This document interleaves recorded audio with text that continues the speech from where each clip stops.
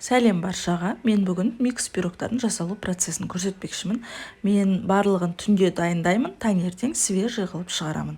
Ең алдымен осылай қамырларын дайындап аламын. Бірінші банафипайдың коржығын пісуге жібердім. Ол дайын болғанша творожныйды дайындай беремін. Творожныйдың формасын ауыстырдым, өйткені бортиктерін үлкейттім, биіктеттім. Творожныйдан кейін сникерсті дайындаймын. Ол қалай пісіп шығады, артынша маковыйды дайындаймын. Маковыйды ең соңында дайындаймын, байқасаңыздар, өйткені бұның пісуі өте ұзақ болады.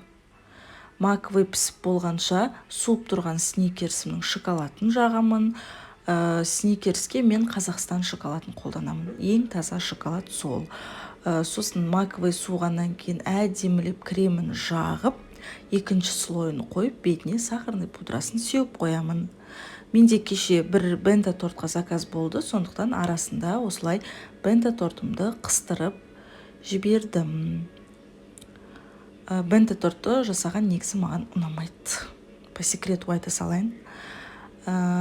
Келесі күні таңертең барлығы суып, сіңіп тұрған пирогтарымды кесіп, осылай орналастырып шығамын. Бұның барлығын мен кеше түнде және таңертең жасадым.